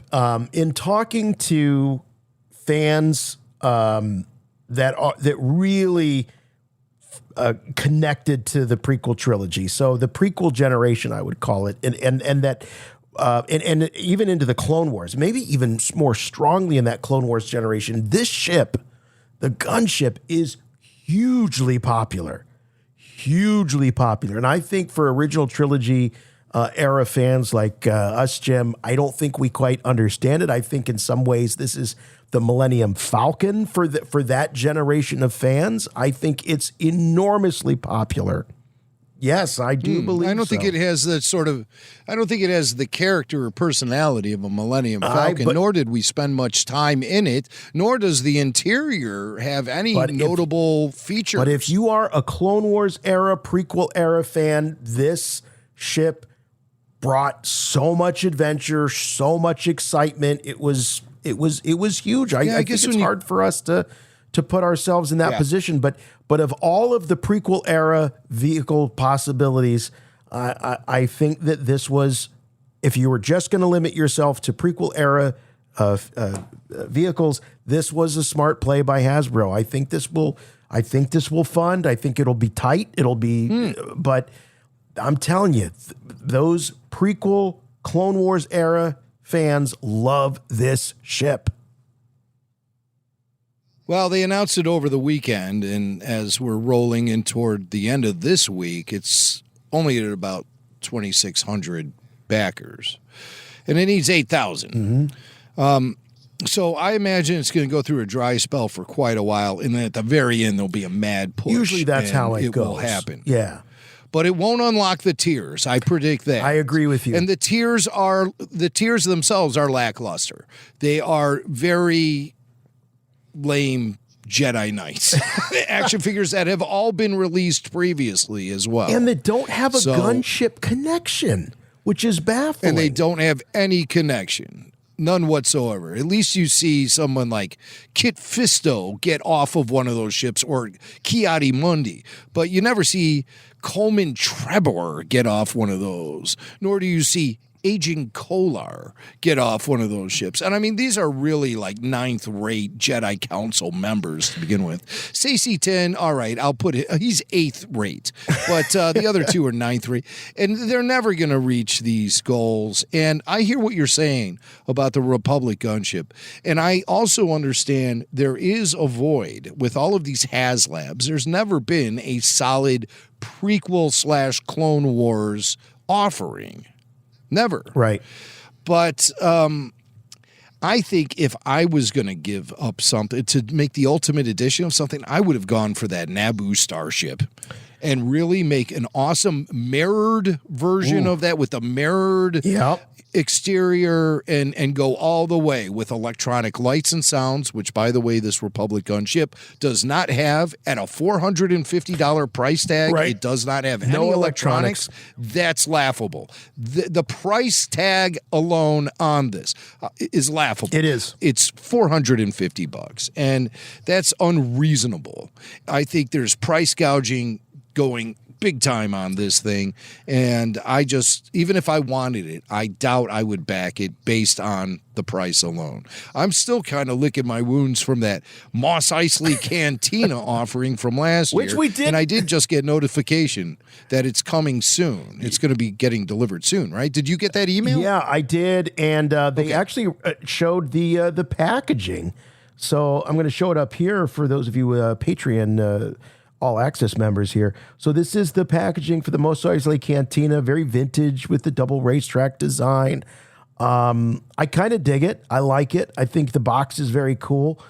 I don't know. I mean, it's going to be a big box, although it's very modular. So maybe it's not going to be as big a box as I think, because so much it has to be put together. But I don't have a lot of buyer's remorse on this yet, Jim. Really, it's those Tonica sister figures and some of the other. They had some really great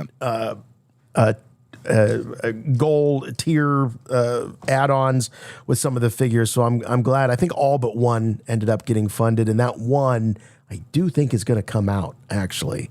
If it hasn't been, there was a tease about a Cantina Alien 4-pack that might be on the horizon. Yes. And that one character you're thinking of, who we did not reach the tier for as far as the crowdfunding of this particular thing goes. Yeah. Which surprises and shocks the hell out of me. But it'd be great, if they put that thing out as a 4-pack or something. Yes. Whatever. Because we need it. We need it. But I already have every Mos Eisley action figure that you could even think of. So I'm covered all the way on that. Yeah.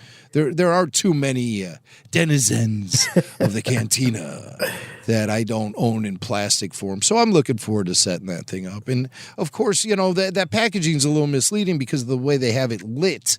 It looks like certain pieces are actually self-illuminating. Yeah. And that's not the case at all. Not at all. And I think that's a little misleading. That's something I don't like about the packaging. They have the table glowing. They have the alcove where the entranceway is, and there's individual lighting going on in there. There's lighting behind the bar, and I saw a video where they showed how you can light. You can mod it out, man. Particular places. There's going to be, you can mod it out. There's going to be, I think, some light kits that are going to be made available. Third-party light kits that you'll be able to buy, much like with Lego. They provide these or make these light kits. No, but so I think, but that's just going to add to the cost. We're already on the. We're already $500 $500 in, $400 or whatever. Yeah, it is, yeah. So these things are sticky.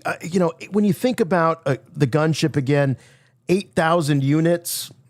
That's not a lot when you compare. Think about how many Millennium Falcons, even just in the postmodern era, have been made and sold. So it's a numbers game, but I'm with you. I think it is the most outrageously overpriced item that I have ever seen as a toy collector. I really do believe that gunship. There was a G.I. Joe Haslab that was released, announced, the Snowcat, and it's got all the electronics, man, like the dash lights up and all around the steering wheel and all of that. I can't believe this has no electronics. My God, the X-Wing from 1978 had freaking electronics, made those sounds. This can't do anything like that? It's very crazy. true. I know. It's ridiculous. So the gunship, good luck to all of those who want it and are backing it. I hope you guys achieve the goal because I definitely want to see more Haslab. Sure. This particular, now I know that you're saying it's very popular with prequel era fans and Clone Wars fans. I've not been aware of that buzz, but you're saying it's there. It doesn't come off as a dream item. I totally agree. And that's what I always felt like the Haslabs are supposed to be. Now, if you're telling me you get one of those Naboo Royal starships and put the mirrored plating on it and everything, not a dull silver matte finish. I'm talking the full mirrored finish on it. However they can do it, chrome it out and put that thing up there for $500 and watch people back that up in record fashion. 8,000 backers by day one if they put something like that out there. The only problem with that is if they scale it up, and I'm not saying make it true to scale, but if they scale it up, and that was already huge, Jim. I know you've got one of those, right? You've got the one that came out for Phantom Menace. Yeah. It's a pretty, I mean, at the time, it was one of the biggest, if not the biggest, Star Wars sort of playset items. So if they scale it up like they did with the re-release of the Millennium Falcon, you remember the BMF, the big Millennium Falcon? Yeah. It might be a little prohibitive, but I wouldn't think it'd be bigger than the barge. Well, see, that's just it. The barge, it's scaled up, but it's still not true scale. Right. Yeah. You know? And so, thinking in those terms, you can be a little liberal with the way you do this stuff. Still a toy. And you could make...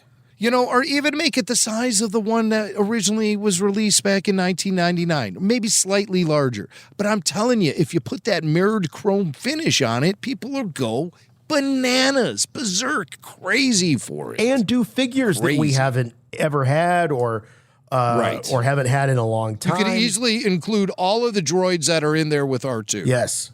That get picked off one by one as the ship is escaping Naboo. And of course, we really need a new Rick Oley, or whatever his name is, Rick Oley. I hear he's going to be a big deal in the new Star Wars. Yeah, you got him, you got Panaka, you've got Qui-Gon and Obi-Wan. You got a lot of figures. And Amidala, of course. And let's not forget, it was a big anniversary year for Phantom Menace. So this is a little... there's no anniversary that they're commemorating with Attack of the Clones in this instance, so it was an odd choice.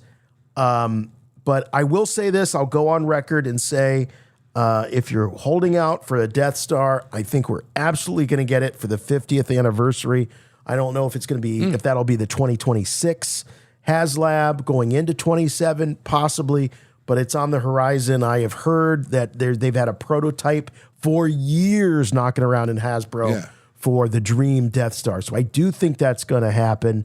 And much like the Return to Tatooine theme, I think we'll get a return to the Death Star type theme for 2027. And this Death Star will be able to be modified to make it the Death Star 2 or the Death Star from A New Hope. Oh, my God. That's awesome. My prediction. And it's going to be scale. It's going to be true scale. That's no moon. That's an action figure playset. Yeah. Hey, speaking of which, I did looking over here at Galactic Figures. We love Galactic Figures. And it's our favorite, certainly our favorite Star Wars collectibles website, that's for sure. So big plug for them. But Jim, what do you think about this 3-pack, the Jedi Spirits re-release? But for the very first time in a long time, we've get a alternate head for the Anakin figure. We've got the Sebastian Shaw that you can throw on there. So if you were going to display this, if you were going to end up buying this and putting this in your Star Wars room, which head would you display? The Hayden head? Sebastian. You would go with the Sebastian. Why? You didn't hesitate at all. All the way. Sebastian No hesitation. No hesitation. When I first saw this set, I thought it was Black Series, but fortunately it's the 3 3/4-inch vintage collection. And yeah, it has the swappable heads. Hayden Christensen or Sebastian Shaw. And I like the Sebastian Shaw a little bit better. I do too. Just because it more closely aligns with the face you see when the helmet gets removed. Right. During the death of Darth Vader sequence. Now, I find it interesting that the figures themselves are blue translucent from the bottom, and then as it gets closer to the waist, it starts becoming more fully filled out color-wise, and maybe not. So I don't know how translucent these figures will be. Looks or like the these hands are translucent too. Yeah, that's kind of weird. And then they've got that purpley see-through cloak that goes over top of the robes. I wonder if you can be clever with lighting this type of thing with like LED lights from underneath or something. Yeah. There's old Ben. Notice there's no head swap with Ewan McGregor there for that one. But I guess we never saw that actually happen. But thankfully, we never saw that happen. But these are interesting figures, and I just think it's very notable that Lucasfilm and Hasbro are providing merch based on original versions of the Star Wars films, pre-special edition. Yeah. That to me is kind of interesting and makes me think it's possible that there will actually be a real release of that original film as it was originally released in 1977. Like a home which I video think is really release. important. Yeah, I think that's really important to have those options, to be able to. Nobody's saying to choose one or another, but just to acknowledge the history of Star Wars and the history of cinema and the impact that 1977 film had in 1977. We didn't see the special edition version back then. We saw the original film, and it needs to be preserved. It really, really does, despite what George thinks. George loves to rewrite history. Yes. Gosh, he loves. I've been listening to that Secret History of Star Wars stuff, and the way that the facts shift with the wind with that guy is outrageous and indicates that maybe George lives on a separate plane of reality than the rest of us does, or maybe he just wants us to accept a separate plane of existence from reality because he definitely he's a guy who provides fantasy storytelling, and he clearly lives in a fantasy world from time to time. But so I just, as the historian in me, the archivist in me, wants to preserve that original film, and seeing little things like this leak out of the Lucasfilm empire where they're creating merch based on visual imagery from the original version of the films is promising, to say the least. Very promising. Yeah. So that's what's going on with Hasbro and San Diego Comic-Con. And if you want to hear more coverage from San Diego Comic-Con, be sure to check out the latest episode of RFR Q&A on Patreon, and you'll hear Patreon RFR VIP Tanya break it all down for you. And she is pleasant and lovely, and I like having her on the show, and knowledgeable. And I like having her on the show to talk the wars and get that boots on the ground perspective of what was going on at SDCC. Something dark side. Rebel Force Radio. All right, this next story, I did not see this until we sat down to record the show. Mm-hmm. This is news to me. Working titles for Sean Levy's Starfighter, and I saw that. But Taika Waititi Star Wars film, there's an actual working title. This goes back to the days of Blue Harvest as they were making it, Return of the Jedi there, and it was the code name. So working title for Starfighter and Taika's film. Yeah, well, this comes from the guys at Nexus Point News, which I don't ever recall hearing of ever. But they're proud of this scoop. It says in the headline, exclusive. Yeah. We got this. We got Nexus Point News scored this scoop, baby, and you better know it. Exclusive! The working titles for Sean Levy's Starfighter and Taika Waititi's Star Wars film. So we have the report. Here's the meat of the story.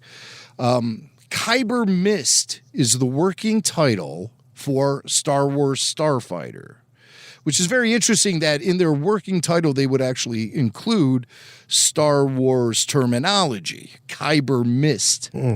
I wonder if like Kyber crystals come into play. I mean, we should be looking at hints from these working titles. Blue Mist Productions is the production name for the film. So everyone working on the film, they're all on set right now. You know, they get memos from Blue Mist Productions for their project Kyber Mist. Kyber Mist.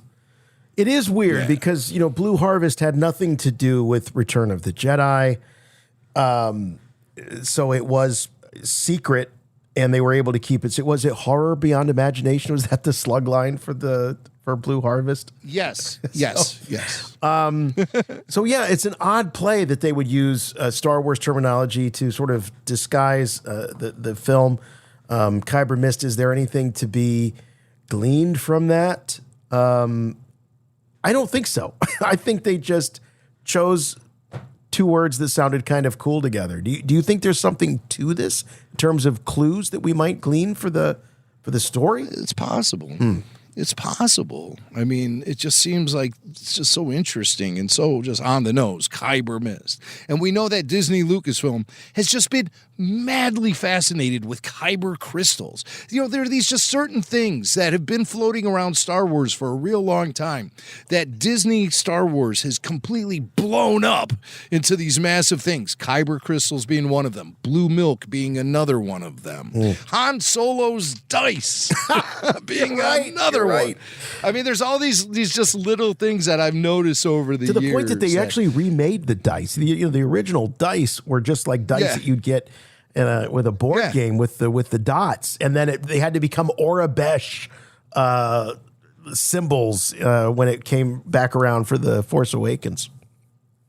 Han Solo's dice is something 99.9% of all Star Wars fans failed to ever even notice until Luke was handing them to Leia in The Last Jedi. Yeah, right. We're like, what? What the Han's dice? What the hell are you? But those in the know, because there's this one scene in the original Star Wars when Chewbacca is in the cockpit prepping it while they're in Docking Bay 94. And it's just a brief cutaway to Chewbacca, and you see his head bump into these dice, and you see they kind of reflect on the stage lighting and stuff. And I was always like, what is Chewie bumping his head into? And then after a while, I found out they were indeed dice. And then Disney Star Wars developed a fetish for them and had to, but not like the fetish they have for Kyber Mist or Blue Milk. They're crazy about that stuff. Crazy about it. So also we hear that from the same report, the working title for Taika Waititi's long-awaited Star Wars film is Cosmic Doom, and Ghost Truck 6 is the production name for Taika Waititi's film. So that's interesting now. Now we get some interesting tidbits of information. Again, this is coming from Nexus Point News. This isn't like coming from, Hollywood Reporter. Variety. Hollywood Reporter or anything. So again, take it with a grain of salt. I've never heard of Nexus Point News until tonight. If that is indeed true, then that means Taika Waititi's film has gone from merely concept or something that they're just kind of knocking around, waiting for Taika to turn in a script or whatever, but it's actually in production now. So that means, the art department is hard at work on things. They might even be plotting sets or working on, concept art, etc. As this, it appears if they've gone this far into actually applying a working title and a production name, then sucker is in production. Yeah. So it's not just something that's just kind of bubbling under the surface right now. It's actually in production. So that's why I think that Taika Waititi's film is kind of moving up in the ranks right now, as there's this like amazing race by all of these filmmakers to get a Star Wars film across the finish line. And it appears Taika might be speeding up a little bit. Wow. Definitely, he was definitely my dark horse in this race. I did not see him be any more than just a name that they associated with the brand because he was hot in the moment. But there may actually be something to this, some meat on the bone. You know, it could be an actual story. Yeah. That they might be excited about. So if that's the case, then, we'll have to just wait and see what goes next. And now, like I said, we talked about it earlier. Star Wars Starfighter will be going in front of cameras in the later half of this year. Soon, obviously, soon. We know Mando and Grogu are, that show's in the can. There's probably some pickup shoots here or there, but other than that, there's some stuff they have to do at ILM or whatever. And then we have, of course, the Ahsoka series is currently being shot right now. So maybe that's the way they're staggering it. Wait till the primary footage for Mando and Grogu is done, and that's well into post-production. Get Ahsoka in front of the cameras, and then right after that thing wraps up, boom, Star Wars Starfighter right in front of the cameras. Yep. So they're keeping very active over at Lucasfilm, and we're going to have some busy years to look forward to, 2026 and 2027 for sure. Podcast security, guaranteed I like it. to be. Yeah, podcast security. That's how we look at it here at RFR. And we hope you as listeners are feeling the same way, because we can't do it without you guys, obviously. All right, Beau Willimon. Beau Willimon, who was a major contributor, is a writer to Andor. He's been apparently making statements about the possibility of doing more Star Wars. Yeah, well, we know he is doing more Star Wars because he is writing the James Mangold film about the dawn of the Jedi. So it looks like he may have a bright future in Star Wars beyond that project.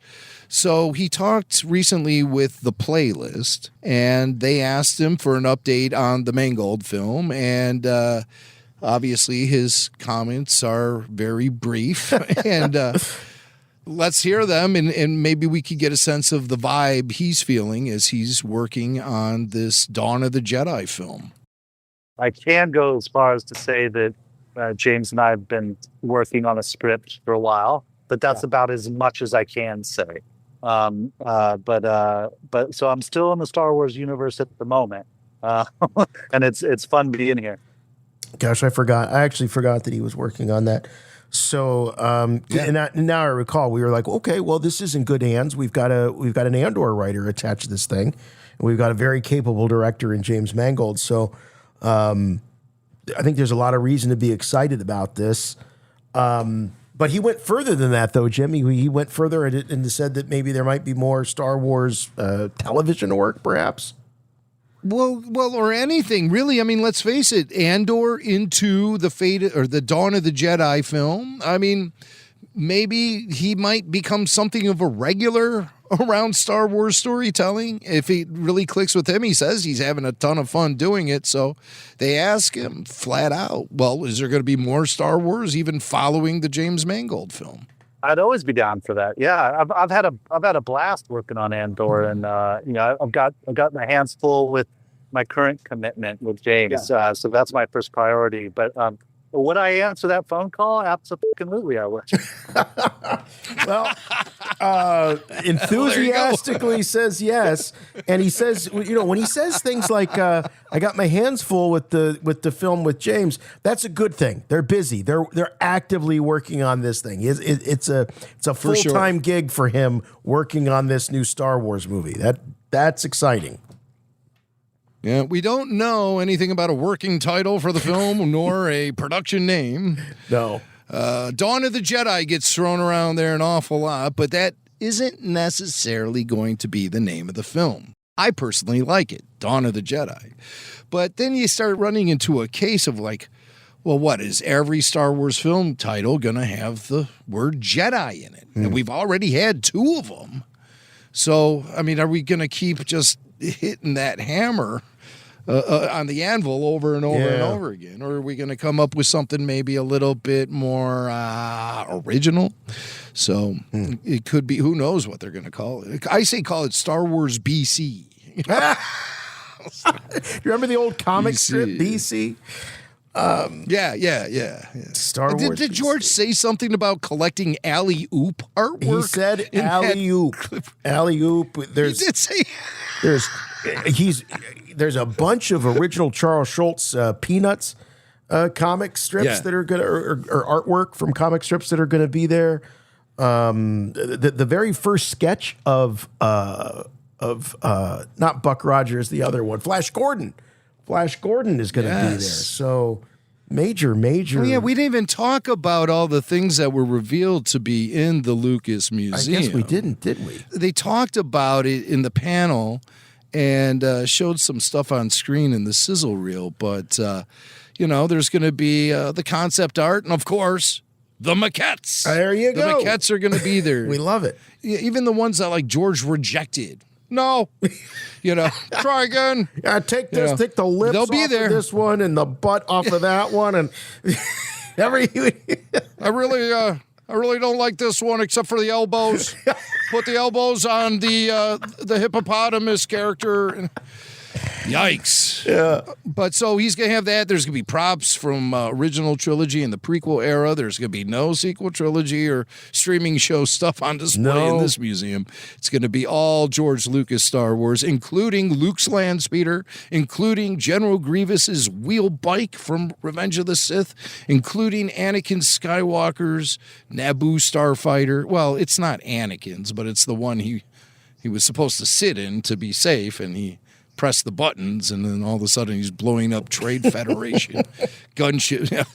Plus concept art from the first 6 films, obviously, including stuff by Ralph McQuarrie. Originals from Ralph, where you can actually see his brushstrokes on the canvas. Very cool. You mentioned the first ever drawing of Flash Gordon.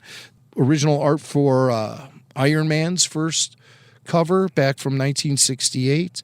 The first pen and ink splash page of Black Panther, also from 68. You mentioned the illustrations from Peanuts creator Charles M. Schultz, and other just like great, incredible paintings from people like Rockwell, Jack Kirby, R. Crumb, and then even actual caveman paintings on stone. That's amazing. I mean, you talk about who can buy that? That's a priceless item, caveman paintings. Somehow George has got one in his collection. That's insane. Yeah, I had to buy the whole cave. Dude, you had to buy the whole cave? You joke, but I would not be a bit surprised if he had to buy the property that the cave was on in order to get the painting. Yeah. I got a cave now. Now I own a cave. Whatever. I'm never going to sell it. Right. Because I love the artwork.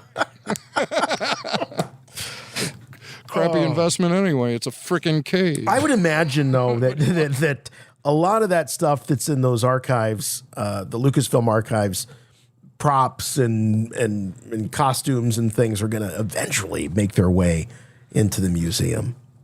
Oh, yeah. I mean, they're going to empty out the archives, I bet. I think a lot of that stuff is going to end up in the museum. It's just sitting in that climate-controlled barn at Skywalker Ranch, and it's not doing anyone any good in there, Yeah, get it out for the people. Let the people see it.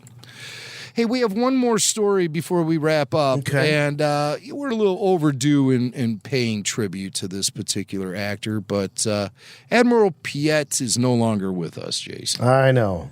Kenneth Colley. Rest in peace. Yeah, it's sad. He was one of the longest lived of Vader's underlings there. He was the last man standing until the very end there in Return of the Jedi. We saw a lot come and go before him, and he stuck. I really thought it was pretty funny, especially the first night I saw Empire Strikes Back, when it seemed like every scene, this guy was getting a promotion. It's like Captain Piet, Admiral Piet. Yes. I thought by the end of Return of the Jedi, he'd be Grand Moff Piet. But the way he was climbing up that Imperial ladder. Yeah. But here, let me tell you something about him. You mentioned how he somehow managed to escape the wrath of Darth Vader. He did. What is it about this guy that Vader liked? Well, let me tell you about some of the speculation that went on between 1980 and 1983, between Empire and Jedi amongst us fans. All right. Some fans attached so much importance to Admiral Piet that they considered him to be a candidate for the other. No, there is another. Oh, when Yoda says that. Yeah, because we're all thinking, well, who's the other? Boba Fett was a popular choice. Uh-huh.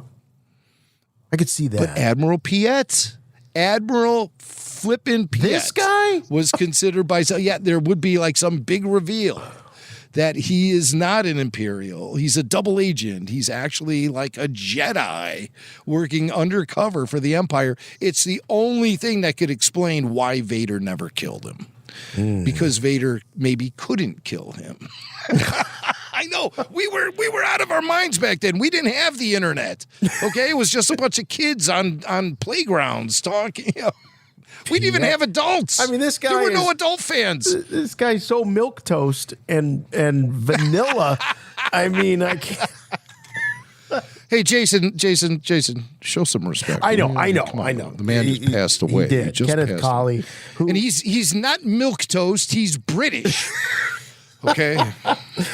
Yeah, but he was a regular fixture on the convention circuit, and by all accounts, a guy that enjoyed hanging with the fans and signing autographs and talking about this character that didn't have that many lines, but was so fondly remembered and made such a huge impression because he was a survivor.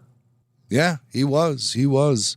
Up until just a few weeks ago, he had to check himself into the hospital. He injured his arm. And this is just such a crazy set of circumstances. He injured his arm, and so while he was in the hospital, he contracted COVID. Oh. And it progressed and became pneumonia, and it wiped him out. So he went in there to get his arm looked at. He injured his arm. I don't know what he did. It's probably that George Costanza thing where it kept just like jerking out of nowhere. Remember when George had that arm? Okay, but all right, again, I don't mean to make light of this. The man did pass away. He was 87 years old, and the set of circumstances that led him into a situation where he got exposed to COVID in a place that is supposed to heal. Terrible. It's just, damn, man. So it's just terrible. But they say he died peacefully and with friends at his side. Yeah. He had a career spanning 60 years. He was a guy who enjoyed spending time in the garden. He also collected art, much like George Lucas. I wonder if he collected to collect or if he collected to invest. I'm going to say he collected to collect. Yeah. And also, like George Lucas, he enjoyed fast cars. How cool. How cool. I didn't know that, Jim, that he was still working up into the last couple of years. There's shows like Peaky Blinders he showed up in, and the last thing he did was Dan Hawk, Psychic Detective in 2024. So I just kind of assume a lot of these guys that you see on the convention circuit are retired from acting. Most of them are, but not Kenneth Colley. He was still out there doing it. Yeah, for sure. And he was a fan favorite. I met him at Star Wars Celebration 4 in L.A. back in 2008. And that's when I met you for the first time. Well, in person. Yes. We had known each other, but that was the first time we met in person. And, I was touring the autograph hall, and I got his signature. And back in this day, you didn't have to pay for the selfies. So I said, can I take a picture with you? I had my digital camera.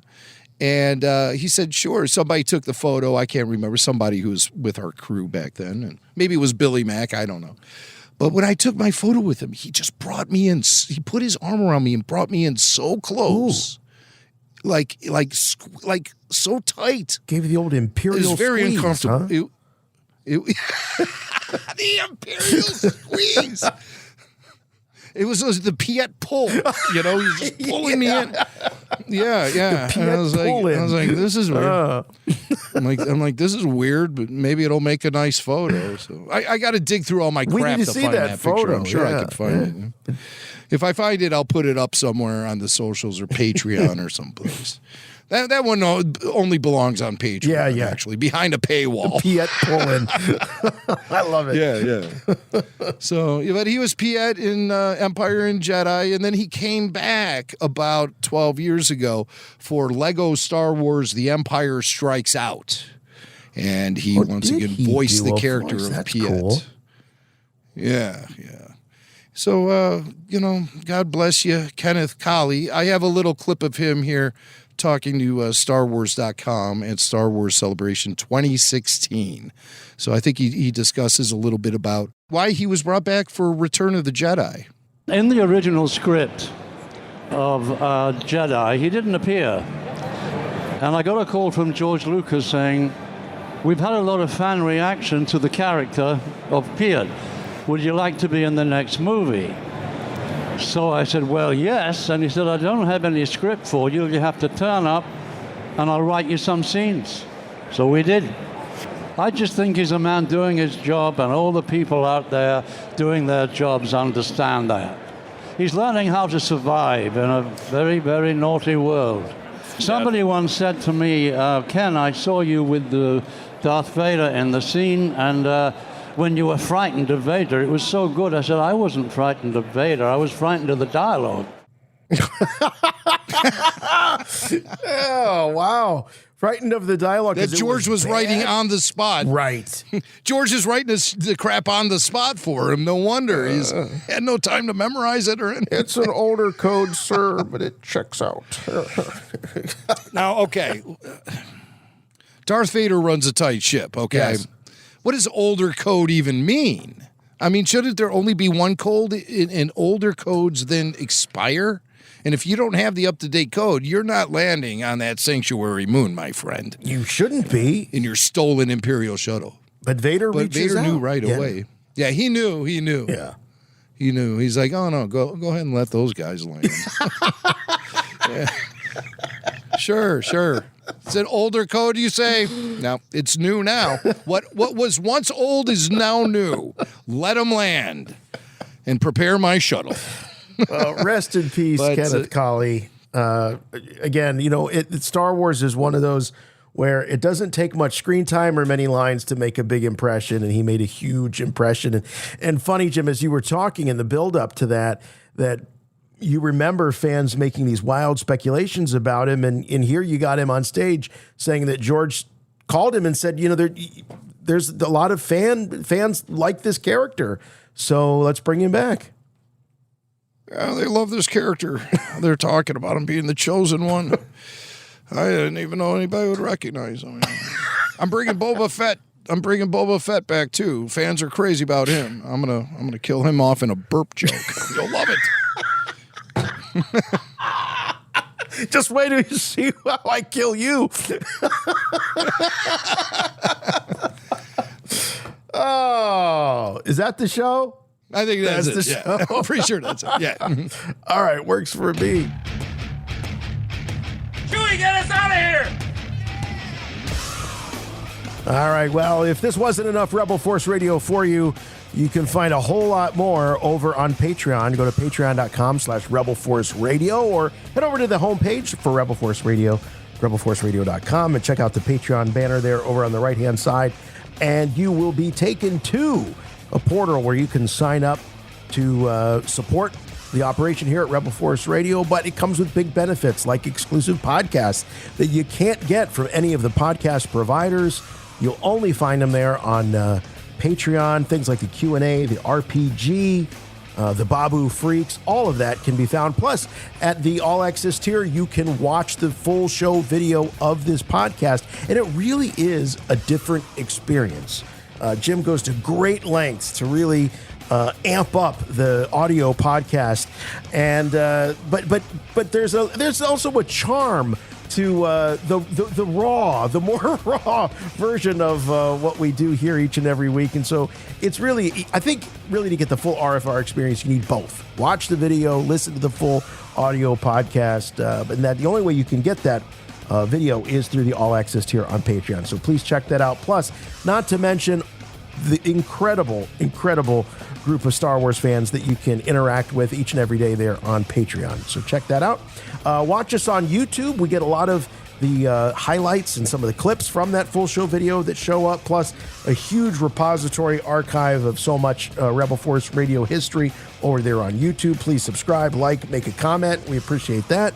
You can follow us on the socials, on the Instagram, on the X, on the Facebook. That way you can keep up with everything we're doing here at RFR. And that podcast, or that website, once again, is rebelforceradio.com. But the best way to help us out is what you're doing right now, which is continue to listen and recommend this podcast to your friends, your family, your Star Wars fans that maybe have never listened to a podcast before. Let them know about RFR. And obviously, we'd love to have you subscribe to the podcast. It's a big help for us.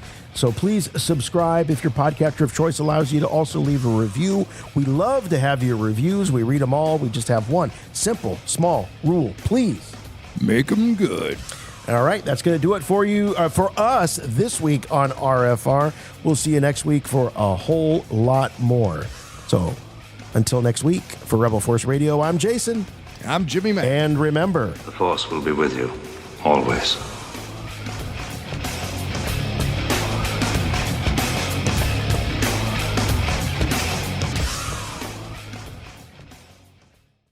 It's kind of confusing.